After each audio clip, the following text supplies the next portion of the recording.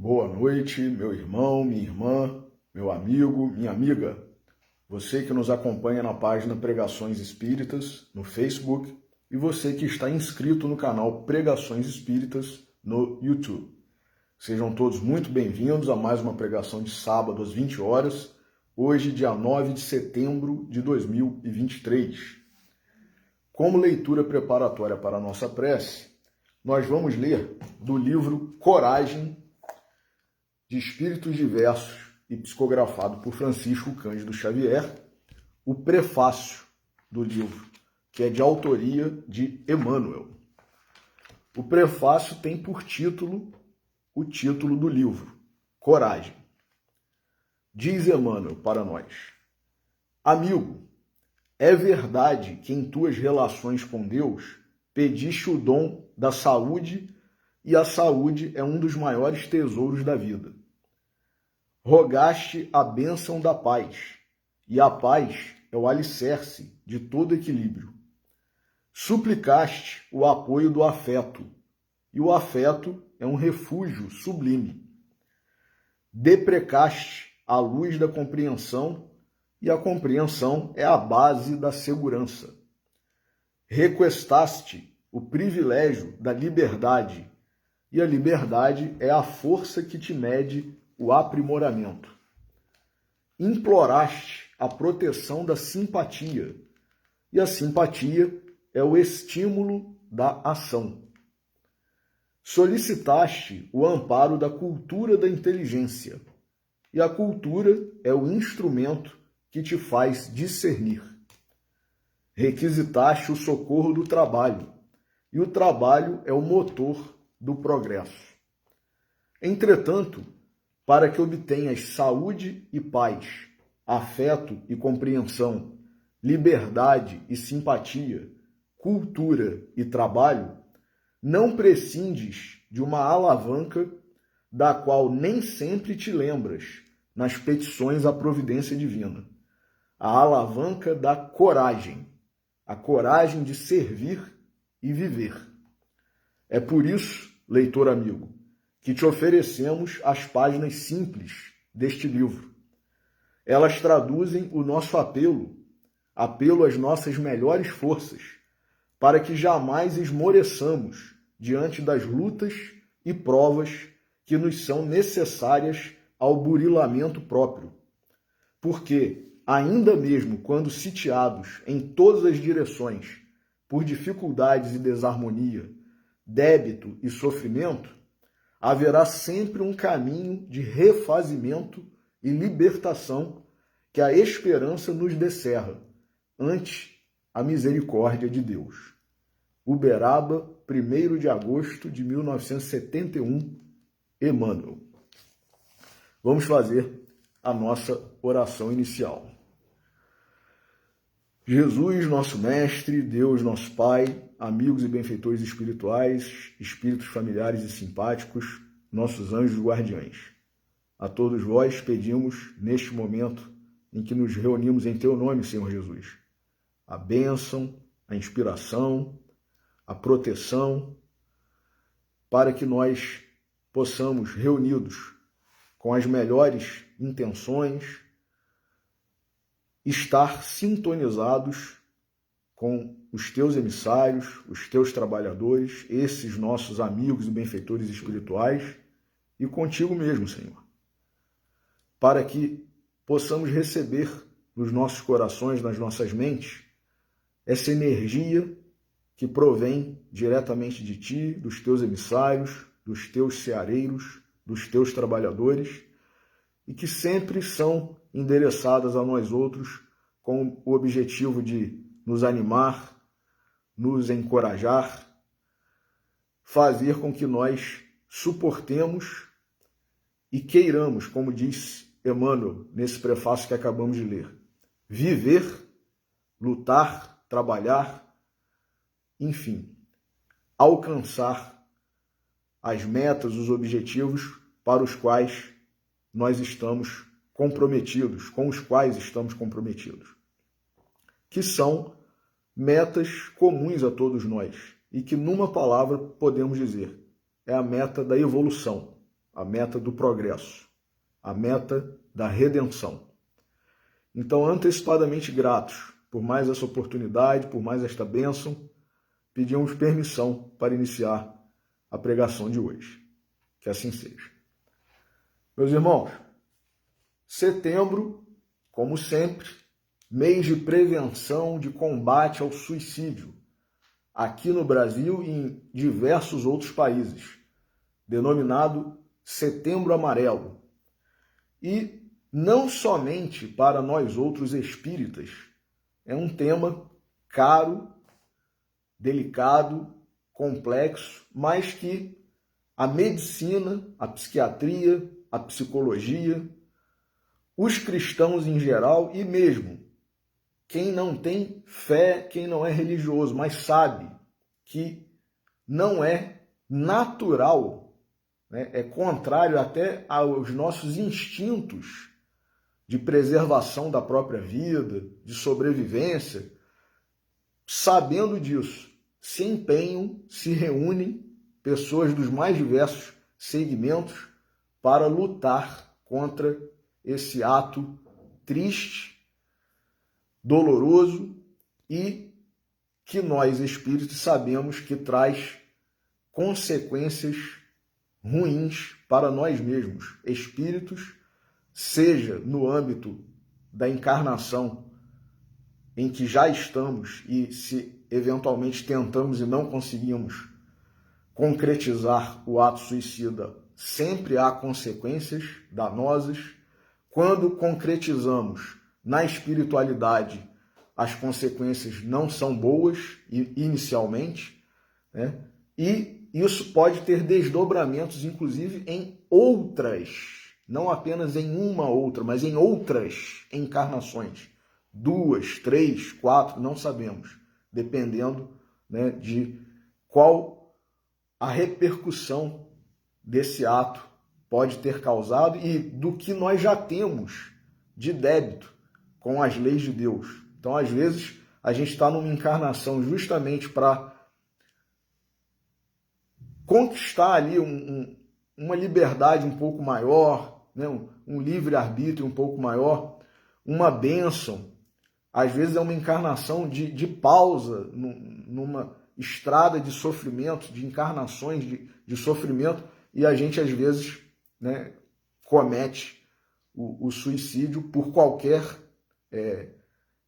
contrariedade, por qualquer decepção, né? Lógico que a gente não está aqui para medir, porque ninguém pode sentir, mesmo que a gente ouça muito hoje uma palavra que é a empatia, é impossível eu me colocar no lugar do outro. Eu posso sofrer junto, imaginar, mas não ter exatamente o mesmo sentimento, a mesma dor, o mesmo sofrimento que aquela pessoa está tendo. Isso é impossível, por causa da individualidade de cada um de nós. Cada um reage de uma forma, né? Tem gente que passa por determinados dissabores e aquilo não afeta a pessoa em nada. Outros passam por determinadas situações que não são tão graves e têm, né, uma reação muito inesperada até pelas pessoas comuns, medianas, digamos assim, né? O homem médio.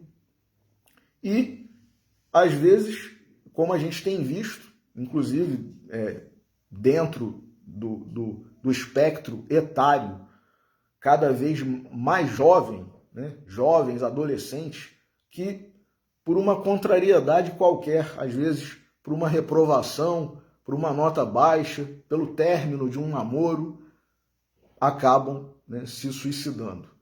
Então, a gente não pode medir, não pode acusar, não pode, né, sentir o que cada uma dessas pessoas, desses espíritos encarnados, sentiu, mas todos nós sabemos que isso é algo antinatural e, para quem é espírita, para quem é cristão, é contrário às leis de Deus, né? Nós não temos o direito de tirar a vida de ninguém e muito menos a própria vida, né? Então, como nós sabemos, quem já leu, né, ou pelo menos já ouviu, assistiu alguma pregação, alguma palestra sobre a obra de Dona Ivone do Amaral Pereira. Excelentes livros, a começar pela trilogia da qual ela é protagonista, digamos assim, né, que é Nas Voragens do Pecado, O Cavaleiro de Numier e O Drama da Bretanha. E os outros todos livros que Dona Ivone escreveu e ou psicografou, como, por exemplo, um que é quase que o carro-chefe, digamos assim, né, se a gente pudesse. Mas toda a obra dela é maravilhosa. Mas, enfim, tem um que é muito emblemático, né, que é sobre o assunto do suicídio, que é Memórias de um Suicida, e que é atribuído ao espírito de Camilo Castelo Branco, né? E conta, é um livro muito impressionante, nós já falamos aqui ano passado, né, nesse período de setembro, sobre esse livro. É impressionante, né? Muitas pessoas desistem de ler, porque logo no primeiro capítulo ali, quando ela aborda, né, o espírito, né, de Camilo Castelo Branco aborda o Vale dos Suicidas, né, todo o sofrimento que um suicida, e ele tendo se suicidado, né, passou, né, e poderá passar, nós muitas vezes desistimos, porque realmente é algo que amedronta, aterroriza, né, e de certa forma, eu não acho errado, eu particularmente, Rafael, eu não acho errado ela ter permitido, né, que a obra fosse publicada com todas essas informações, porque é bom que nós fiquemos espantados mesmo, porque isso faz, de certa forma, né, que haja uma prevenção, porque a pessoa sabendo, crendo, né, que a gente não morre, nós somos espíritos imortais, o que morre é o corpo, e que na espiritualidade, no plano espiritual, nós passaremos, né, por desdobramentos, consequências muito ruins, muito sofrimento, e geralmente a pessoa que se suicida está justamente querendo fugir, né, terminar com a sua dor, com o seu sofrimento. Se a gente tem consciência de que haverá mais sofrimento, no mínimo vai continuar, né? Mas na maioria das vezes há um agravamento. Então, se a gente souber disso, sabendo como está no livro Memórias de um Suicida, como está, por exemplo, nas mensagens de espíritos suicidas que se comunicaram e que está no livro O Céu e o Inferno, por exemplo, que é uma das 5 obras básicas da doutrina espírita, tristes mensagens que nos emocionam, dado o estado de penúria, de sofrimento em que os espíritos suicidas que se comunicaram estão, pedindo ajuda, pedindo socorro, pedindo perdão a Deus pelo que fizeram, né? Muitos se achando não merecedores de perdão, mas graças a Deus, né, a misericórdia alcança todos nós, né?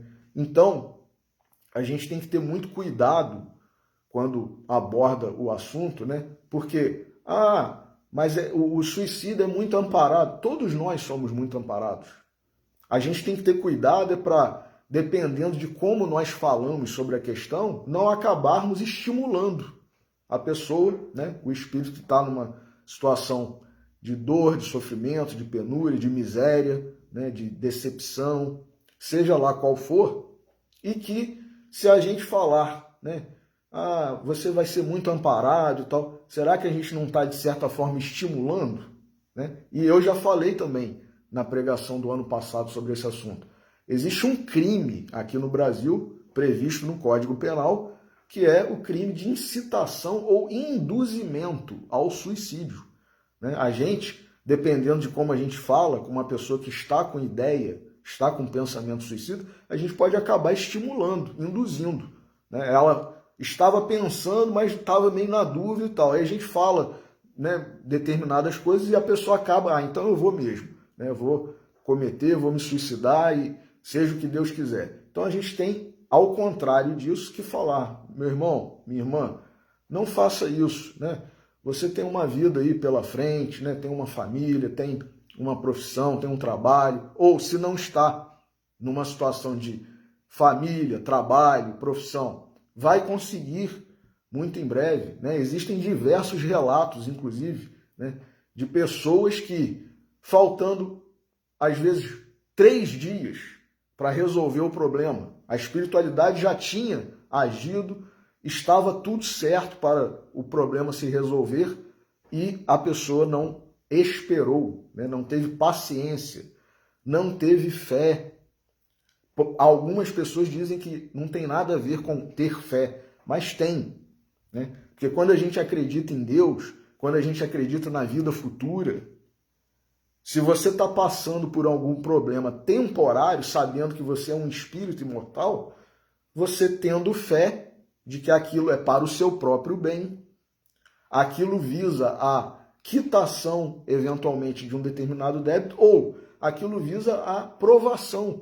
Nós, como alunos, não temos que demonstrar o nosso conhecimento através de testes, de provas, no colégio, na faculdade, na pós-graduação, né? Nós não temos que demonstrar o nosso conhecimento.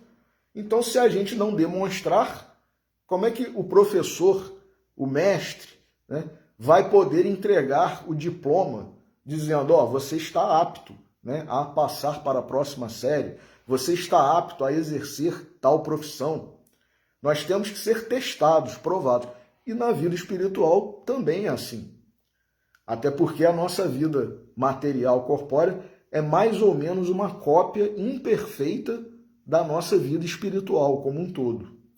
Então, não por acaso, Emmanuel e vários outros espíritos lançaram, né, juntos, através da psicografia de Chico Xavier, esse livro que tem por título Coragem, que é o que a gente precisa ter para viver, né? É fácil viver? Não, não é fácil. Nós estamos num mundo de provas e expiações. Provas, para provar que a gente já aprendeu, já conquistou aquele conhecimento, né? Já está apto a passar para um nível um pouco mais elevado. Não necessariamente para um planeta de regeneração, mas já deu um passo adiante nesse nível de planeta de provas e expiações. Ou provas e expiações. Pagamento, expiação com X, pagamento de débitos que nós contraímos. Então, todas as dificuldades pelas quais nós passamos é para o nosso bem. Ou para nós nos livrarmos do que está pendente, é aquele carnê, aquele boleto, né, da casa própria, do carro que a gente financiou e que a gente está ali prestes a terminar. Estão faltando 3 prestações só, 2, uma, e aí a gente consegue pagar e guarda até às vezes aquele carnê, aquele boleto, né, de recordação. Graças a Deus, olha aqui, esse aqui eu consegui pagar, olha que vitória. Então é isso, meus irmãos, né? Não é fácil viver, ninguém está aqui, como diz André Luiz, numa colônia de férias, né? Mas nós também não podemos desistir, né? Porque vai ser pior. Se a gente está achando que essa está ruim, essa encarnação está difícil, então se a gente desistir dessa, o que será da próxima ou das próximas? Não é mesmo? Então, esse livro aqui, Coragem, tem diversos capítulos de autoria de diversos espíritos. Emmanuel, Albino Teixeira, Meimei, André Luiz, quem mais? Batuíra, olha que maravilha, mano. Bezerra de Menezes. Então, todos nos incentivando a ter coragem, ânimo, fé, esperança, porque o amanhã sempre será melhor se nós não incorrermos em novas infrações ou em agravamento, né, da situação que nós estamos vivenciando. E aí, né, vindo ao Evangelho segundo o Espiritismo, capítulo 5º, que é o capítulo intitulado Bem-aventurados os aflitos, quer dizer, todos nós, habitantes de um planeta de provas e expiações. Capítulo este em que Kardec, como todos os outros, na sua sabedoria, no seu bom senso, no seu discernimento, dividiu em vários assuntos e começa, por exemplo, falando da justiça das aflições. Então, todos nós que passamos aflição num planeta de provas e expiações, não estamos passando por injustiça nenhuma. Não existe injustiça na lei de Deus. Deus é a justiça soberana. Então, não existe nada pelo qual nós estejamos passando e que seja, isso é uma injustiça, eu não entendo por que eu estou passando por isso. Não existe isso. A lei de Deus, a lei de justiça, a lei de causa e efeito, a lei da reencarnação explica tudo isso para nós outros. Por isso que a doutrina espírita, se bem entendida, se bem estudada, se bem vivida, traz para o verdadeiro espírita uma paz, uma resignação, uma serenidade, mesmo diante das maiores dificuldades. Agora, mesmo quem não é espírita, o cristão, de maneira geral, tendo fé em Deus, sabendo que Deus é amor, como disse João no seu evangelho, como que vai pensar que algo pelo qual esteja passando seja algo incompatível com o que ele deveria passar? Eu estou passando por algo que eu não deveria passar? Não, nenhum cristão verdadeiro pensa assim. Então, começa Kardec no capítulo 5º do Evangelho segundo o Espiritismo, capítulo este intitulado Bem-aventurados os aflitos, falando, explicando sobre a justiça das aflições. E aí, na sua didática, na sua pedagogia maravilhosa, ele, no tópico seguinte, fala sobre as causas atuais, que muitas vezes até nós espíritas, que já sabemos da reencarnação, da lei de causa e efeito, por orgulho, a gente tenta jogar lá para trás, né? Eu devo estar passando por isso, que eu devo ter feito alguma coisa. E às vezes a gente está fazendo, ou fez agora, nessa encarnação. Então, às vezes é uma doença, é uma situação econômica, ou é uma decepção amorosa, né? E isso eu devo ter feito alguma coisa em outra encarnação. Não, é nessa encarnação que a gente está fazendo, que a gente fez, né? E não aceita, às vezes, quando algum amigo vem nos alertar, quando, às vezes, um espírito até se comunica numa reunião mediúnica, ou quando a gente sonha com algum espírito ou com algum ente, né, familiar nos avisando, e a gente não aceita, né, o aviso. Por quê? Porque a gente é orgulhoso ainda. Então, quer jogar lá para trás. Lá para trás fica meio que como o desconhecido, né?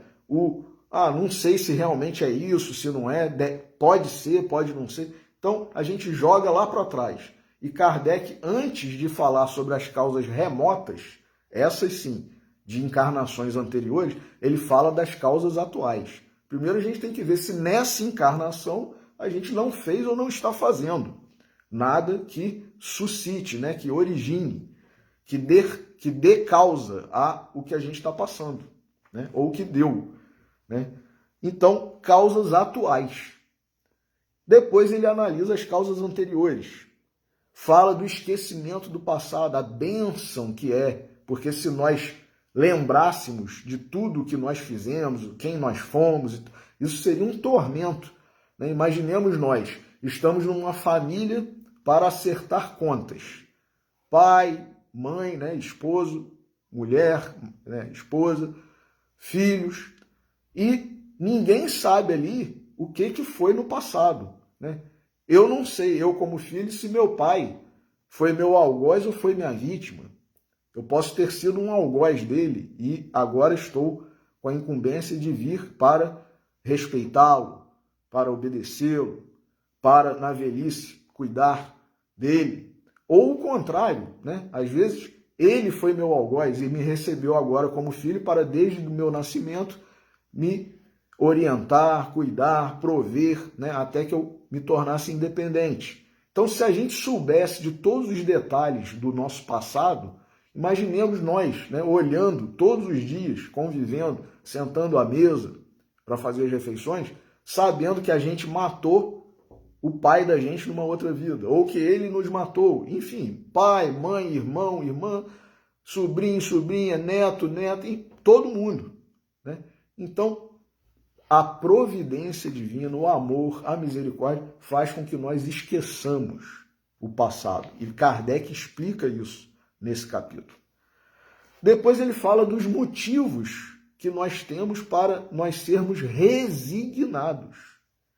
Resignação quer dizer, é aceitar com humildade, com obediência e resignação, né? Obediência, consentimento da razão, resignação, consentimento do coração, o que nós estamos passando, né? Por quê? Porque não é por acaso, não é, Deus não está lá, né, no seu palácio jogando dados, né, para cima, para ver, né, se der tanto, eu vou estabelecer tal prova assim para fulano, né? Ou quando a gente, na época lá do colégio, né, dos estudos, da faculdade e tal, não entende muitas vezes as notas que os professores dão, né? E a gente às vezes até ele deve estar lá, né, jogando as provas para cima, se cair em cima da mesa ele dá 8, se cair na cadeira ele dá 5, se cair no chão ele dá 2, né? Deus não age assim, meus irmãos. Deus não age assim, né? Tem toda uma questão de causa e consequência, causa e efeito, ação e reação. Então, depois que Kardec fala dos motivos de resignação, ele fala sobre o suicídio e a loucura.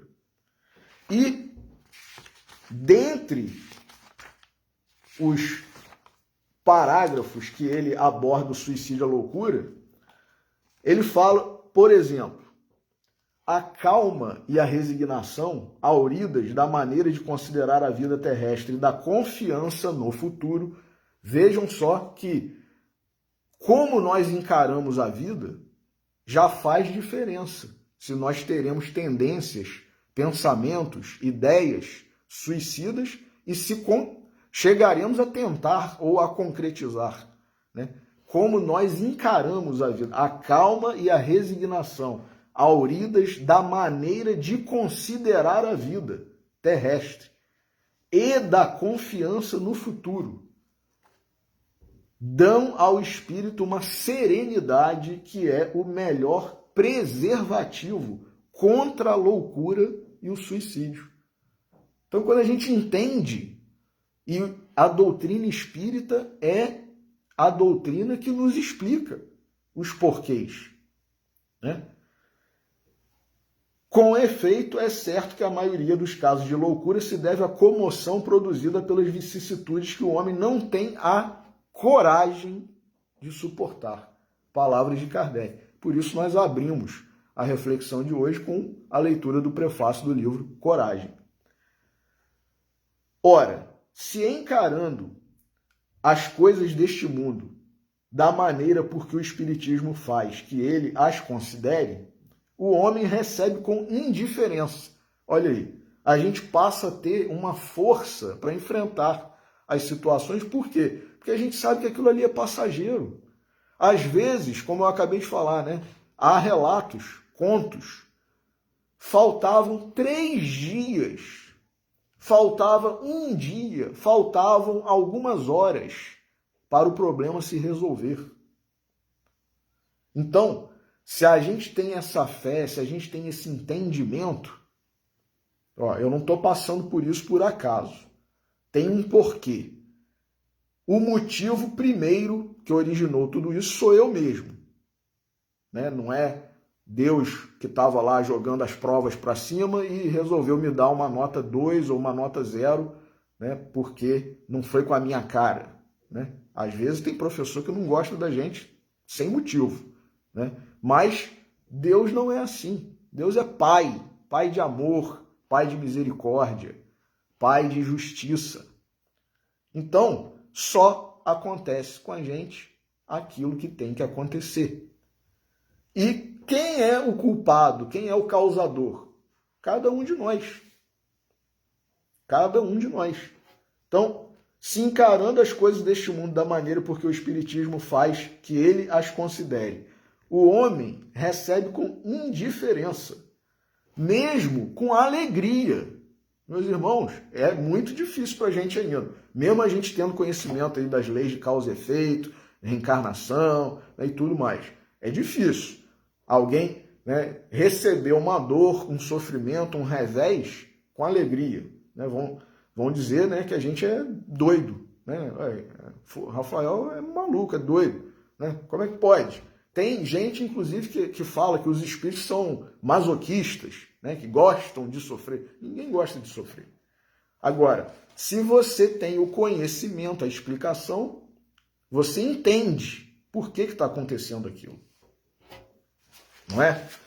Então, diz Kardec aqui, recebe mesmo com alegria os reveses e as decepções que o homem desesperado noutras circunstâncias, evidente se torna que essa força, né, decepções que o houveram desesperado noutras circunstâncias, evidente se torna que essa força que o coloca acima dos acontecimentos lhe preserva de abalos à razão, os quais, se não fora isso, a conturbariam. Então, quer dizer, a gente não perde a razão, não se desespera, né? O mesmo ocorre com o suicídio. Kardec aqui falando com todas as letras. Postos de lado os que se dão em estado de embriaguez e de loucura, lógico, né? Kardec está falando, nem todo suicídio tem a mesma motivação, ideação, né? Muitas vezes a pessoa está sob efeito de álcool, sob efeito de entorpecentes, drogas, né? E hoje está graçando aí, né? Cada vez a gente vê uma droga nova, países, inclusive o nosso, querendo facilitar o uso de drogas. Isso é péssimo espiritualmente para a nação. Mas, enfim, né? Nem todo mundo tem o conhecimento que a doutrina espírita, e tem gente que se diz espírita e é a favor, mas enfim, né? Cada um sabe de si.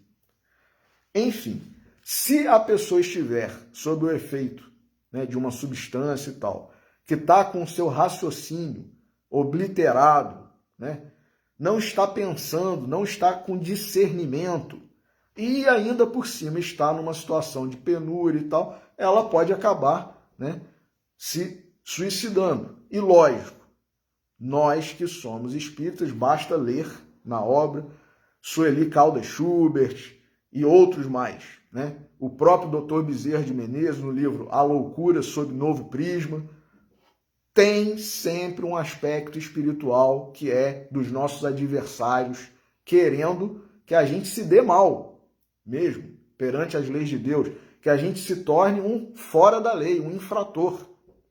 Então, a pessoa, mesmo não tendo o discernimento, porque está sob o efeito do álcool, da droga, ela está tendo a influência ali de um adversário, ou de vários adversários, que querem que nós ponhamos fim à nossa vida, que nós venhamos a infringir a lei. Eles gostam de ver que a gente está se dando mal, porque são nossos inimigos, são nossos adversários. Então, a reunião mediúnica, por exemplo, de desobsessão é importantíssima. Quantos espíritos se comunicam querendo que a pessoa se suicide, né? A vítima da obsessão. E no livro de Dr. Bezerra, esse que nós acabamos de citar, A Loucura sob Novo Prisma, tem vários casos reais em que ele fala sobre isso, né? Então, continua Kardec aqui. Postos de lado os que se dão em estado de embriaguez e de loucura, aos quais se pode chamar de inconscientes, é incontestável que tem ele sempre por causa um descontentamento, quaisquer que sejam os motivos particulares que se lhe apontem. Ora, aquele que está certo de que só é desventurado por um dia, e que melhores serão os dias que hão de vir. Olha aí a questão da fé no futuro. Eu sou um espírito imortal. Eu posso morrer agora, mas eu vou continuar existindo. Eu vou ter uma outra encarnação. A lei continua valendo para mim.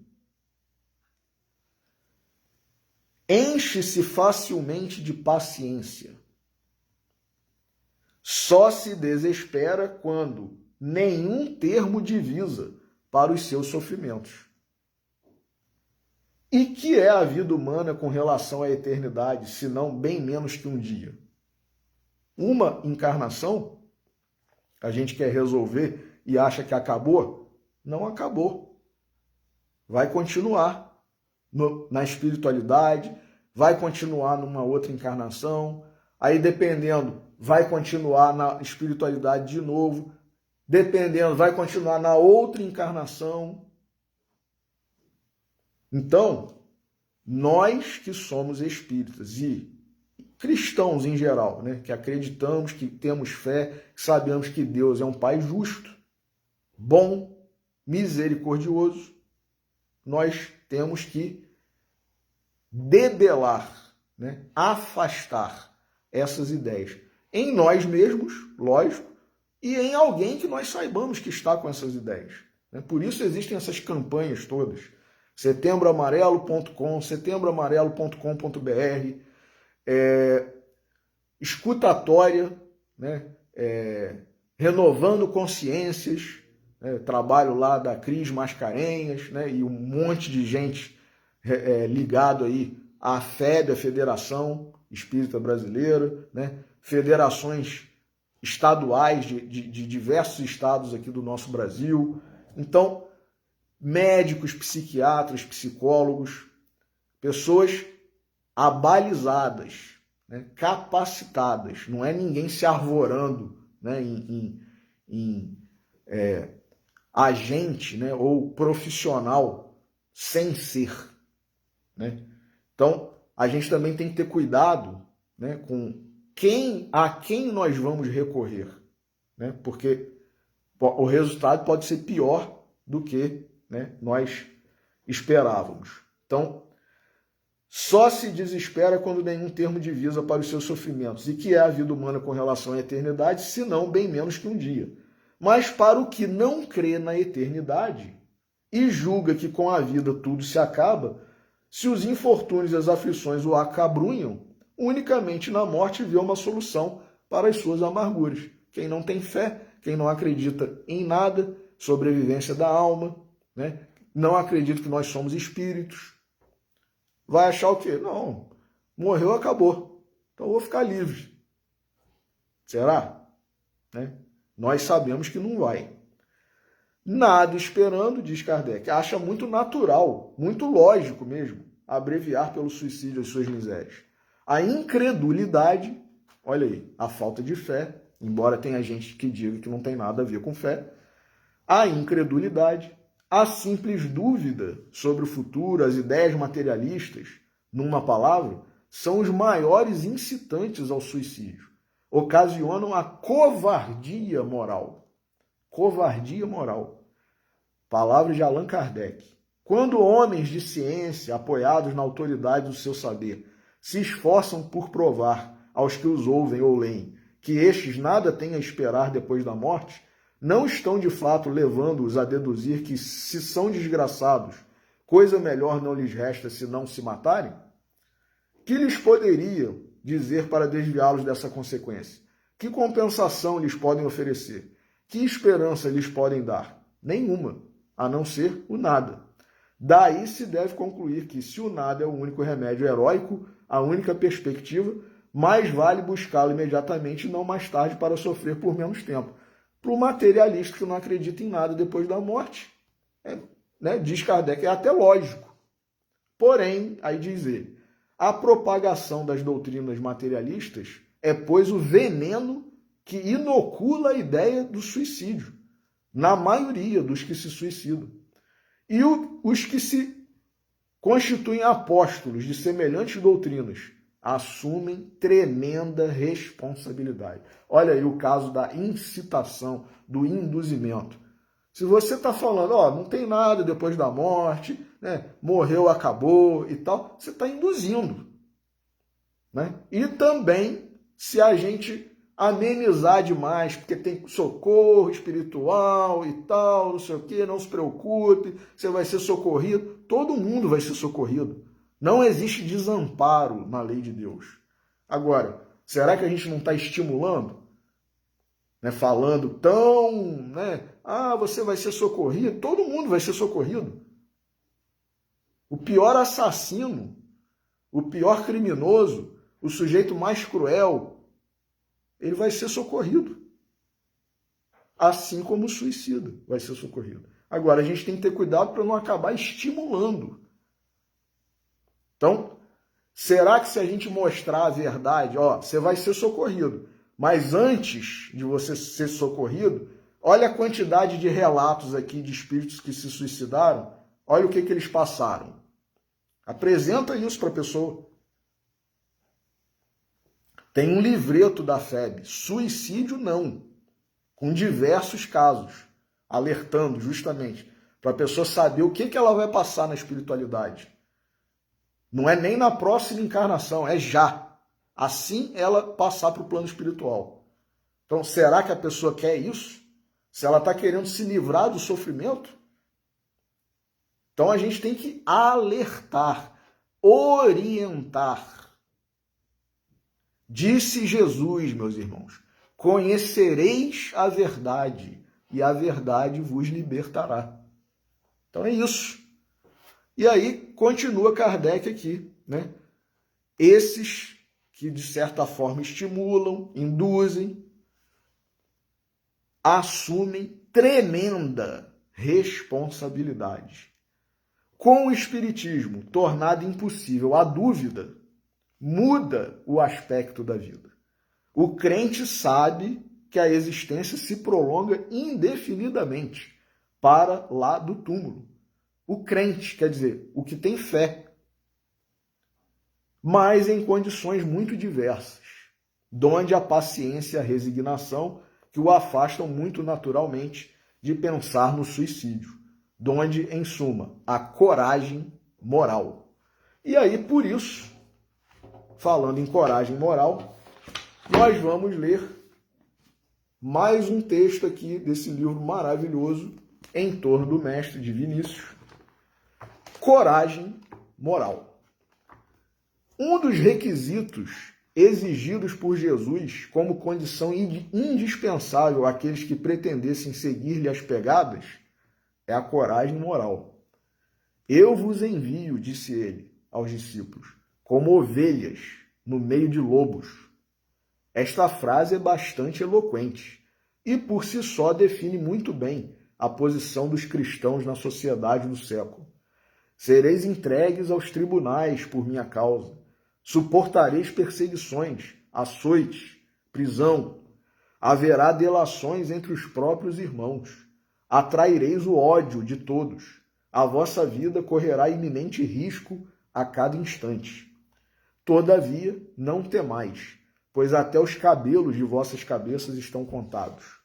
Nenhum receio deveis ter dos homens, cujo poder não vai além de vosso corpo.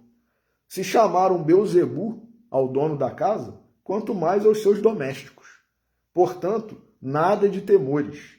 O que vos digo, a puridade, proclamai-o dos eirados. Nada há encoberto que não seja descoberto. Nada há oculto que se não venha a saber. Por isso, aquele que me confessar diante dos homens, eu o confessarei diante de meu Pai Celestial. E o que me negar diante dos homens, eu negarei perante meu Pai que está nos céus. Isso está em Mateus capítulo 10, versículos 16 a 33. Tais expressões são de clareza meridiana. Para ser cristão é preciso coragem, ânimo forte, atitude varonil. Seja o teu falar sim, sim, não, não. Mateus 5,37. Não há lugar para composturas dúbias, indecisas, oscilantes. O crente em Cristo deve possuir convicção inabalável, têmpera rija, caráter positivo e franco, Entre as virtudes não há incompatibilidades. A mansuetude, a cordura e a humildade são predicados que podem e devem coexistir com a energia, com a intrepidez, com a varonilidade. Deus é infinitamente misericordioso e, ao mesmo tempo, é infinitamente justo. O caráter do cristão há de ser forjado de aço de Toledo. Aço de Toledo é uma expressão que surgiu numa cidade lá da Espanha, que foi até colônia do Império Romano, e que desde antes da vinda de Cristo, já lá pelo quarto século antes de Cristo, era a cidade que produzia o melhor aço do mundo. Tudo quanto era produto de aço, espada, escudo, capacete, enfim, se fosse com aço de Toledo era top. Então, Vinícius citando aqui, né? O caráter do cristão há de ser forjado de aço de Toledo e de ouro do Transvaal, que também é uma outra citação aqui que ele faz. Transvaal, né, é uma região da África do Sul em cujo solo, né, há as maiores jazidas, né, de ouro, e ouro puríssimo. Inclusive, a região lá, né, mais especificamente na cidade que hoje é conhecida como Pretória, né, foi colonizada inicialmente por holandeses, aí depois os ingleses, quando ficaram sabendo que lá tinha muito ouro, eles vieram, teve guerra entre holandês e inglês e tal, enfim, acabou, né, depois de uma primeira vitória dos holandeses, teve uma segunda disputa, uma segunda batalha, os ingleses venceram e acabou que a África do Sul toda lá foi, né, colonizada pelo Império Inglês, né, pelo Império Britânico. Mas, enfim, a região também do planeta onde tem o melhor ouro e a mais quantidade, né, a maior quantidade de ouro. Então, o caráter do cristão há de ser forjado de aço de Toledo, que era o melhor aço da face da terra, e de ouro do Transvaal, que era a maior quantidade e o melhor ouro que tinha na terra. Assim disse amado Nervo: ouro sobre aço sejam a tua vontade e a tua conduta. Ele também faz uma referência aqui a amado Nervo, né? Poeta mexicano. Ouro sobre aço sejam a tua vontade e a tua conduta. Sobre o aço do teu pensamento há de luzir o arabesco de ouro das formas puras e gentis. Ouro e aço será a tua vida, serão teus propósitos, serão teus atos. Abulia, indiferença, marasmo não são expressões de bondade.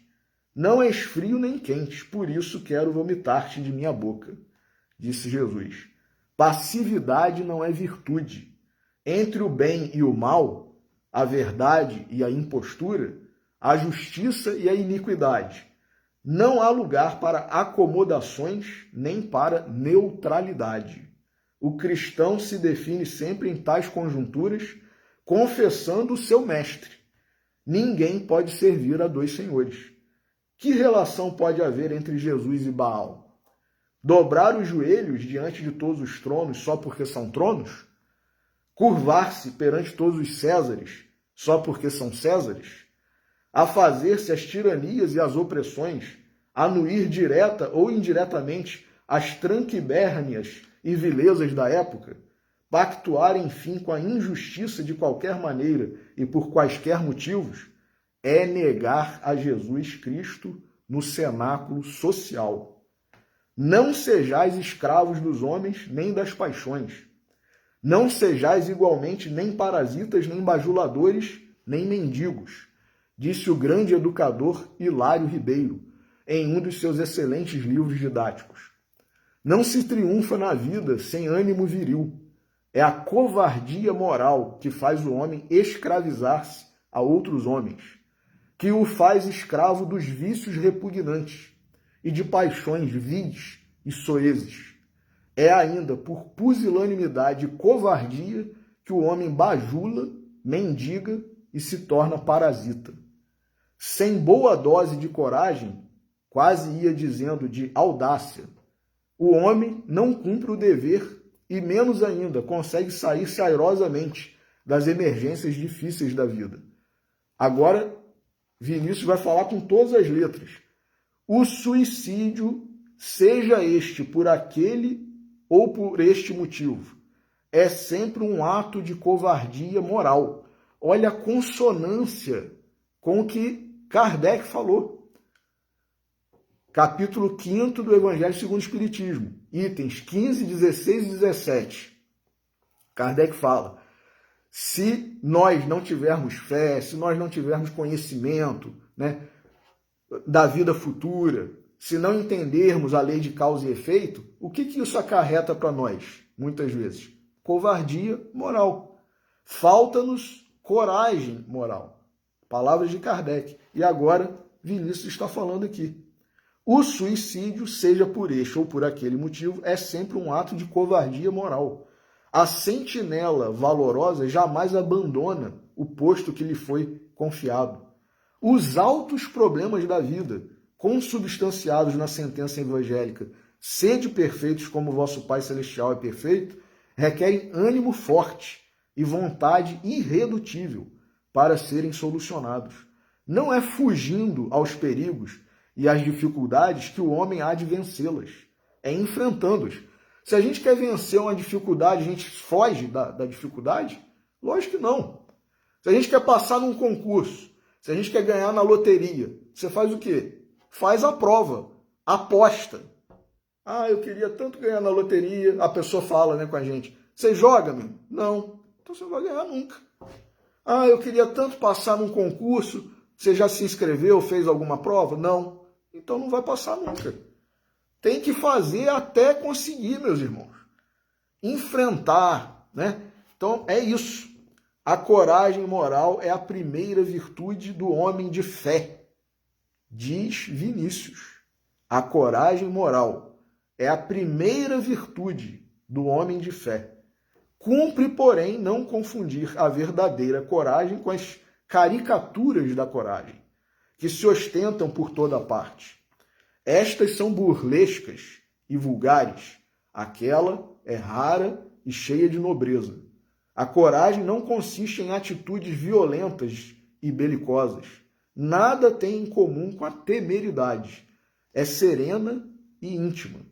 Não se ostenta em bracejos ou gesticulações espetaculosas, nem em vozeios e frases ameaçadoras e ofensivas. Revela-se antes em suportar do que em repelir a ofensa recebida. Energia não significa agressividade. Ser franco não é ser ferino, nem sequer contundente. Quanto maior é a coragem, tanto mais calmo age o indivíduo. A consciência do valor próprio, aliada à fé no supremo poder, fez o homem tolerante e sofrido, paciente e tranquilo. Tal foi a atitude invariável de Jesus diante das conjunturas mais embaraçosas de sua vida terrena. Suportou todas as injúrias, todas as humilhações e iniquidades que lhe foram infligidas, conservando imaculada e intangível a pureza do alto ideal porque se bateu até ao extremo sacrifício. Tal é a coragem de que precisam revestir-se os seus discípulos de hoje, como souberam fazer os discípulos do passado. Não está lá na questão 625 do Livro dos Espíritos? Qual é o modelo e guia mais perfeito que Deus enviou ao homem no mundo? Jesus. Então ele é o nosso modelo, é o nosso guia. Passou por tudo que passou, sem dever nada. Nós devemos a lei. Nós somos pecadores. Jesus não. Passou por tudo que passou. Com coragem, com altivez, sereno. Saulo, antes de ser Paulo, não denotou coragem nenhuma, diz Vinícius, perseguindo, aprisionando e consentindo no assassínio dos primeiros adeptos do cristianismo nascente. Saulo tinha às suas ordens gendarmes municiados. As altas autoridades civis e eclesiásticas lhe conferiam poderes discricionários. Os perseguidos eram párias sociais, sem proteção, pobres, desarmados. A atitude de Saulo era daquelas que confirmam o velho brocardo. Quer conhecer o vilão? Põe-lhe nas mãos o bastão. Após o célebre dia de Damasco, em que Saulo se transformou em Paulo, a vilania daquele se converteu na coragem moral deste. De algoz passou a ser vítima.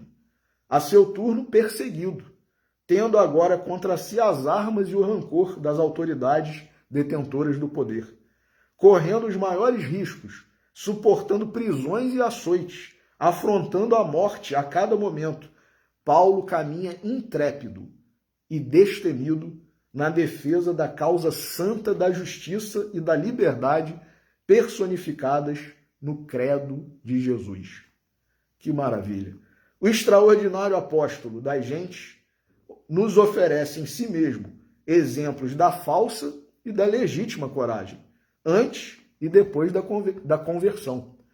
Convertamo-nos, pois, nós, os espíritas, os neocristãos, como se converteu Paulo. Provemos em nós mesmos, com a transformação radical do nosso caráter, a eficiência e o poder de Jesus Cristo como redentor da humanidade, como libertador do homem, mediante o exemplo de coragem moral que nos legou como herança preciosíssima. Maravilhoso texto, né? E, para terminar, também do livro Coragem, né? Antes, citando uma frase de Oswaldo Cruz, né, que diz: não esmorecer para não desmerecer, porque por mais que nós achemos que nossa encarnação está ruim, está péssima, né, não está como a gente gostaria, como a gente quereria, né, é o melhor. Essa é a melhor situação em que nós podemos estar, de acordo com a misericórdia, com o amor de Deus, né? Então a gente não deve esmorecer, desanimar, né? Porque a gente vai estar, na verdade, blasfemando. A gente está tendo uma oportunidade, meus irmãos. Então, se a gente desanima, esmorece, né? Ou chega, né, às raias, né, ao cúmulo de tentar ou, de fato, se suicidar, a gente está, né, desmerecendo todo o amparo, toda a proteção, toda a benesse, toda a misericórdia que a gente já recebeu. Então, por isso, Emmanuel também fala aqui nesse livro, né, Coragem, as duas tristezas. Há sim a tristeza construtiva, aquela que nos impulsiona para a vida superior, encaminhando-nos para o trabalho da melhoria íntima perante a sede de ascensão espiritual. Existe, porém, a outra, a tristeza destrutiva, que se traja de luto por dentro do coração todos os dias, espalhando desânimo e pessimismo onde passa. Observa a ti mesmo, a fim de que te imunizes contra a semelhante doença da alma.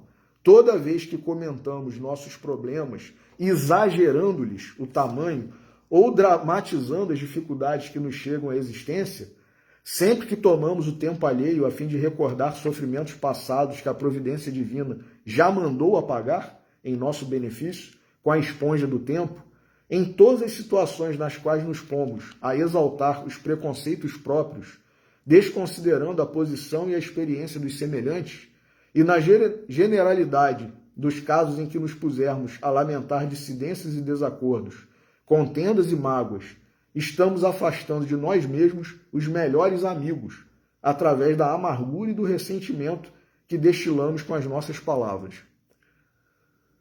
Naturalmente cautelosos, esses companheiros preferem distância à partilha indébita de nossas aversões e frustrações, antagonismos e queixas, embora sempre que generosos e leais estejam claramente dispostos a apoiar-nos na restauração da própria harmonia.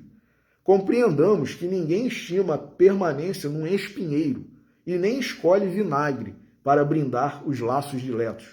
E saibamos fornecer bondade e paz, entusiasmo e otimismo aos que se aproximem de nós, porquanto não há quem não necessite de alguém para executar os deveres que a vida lhe preceitue. Para isso, nós que sabemos rogar a Deus a proteção e a bênção, aprendamos igualmente a pedir a divina providência nos conceda a preciosa coragem para silenciar desapontamentos e lágrimas, de maneira a doar paz e alegria, segurança e consolo aos outros, tanto quanto esperamos esses benefícios dos outros em auxílio a nós.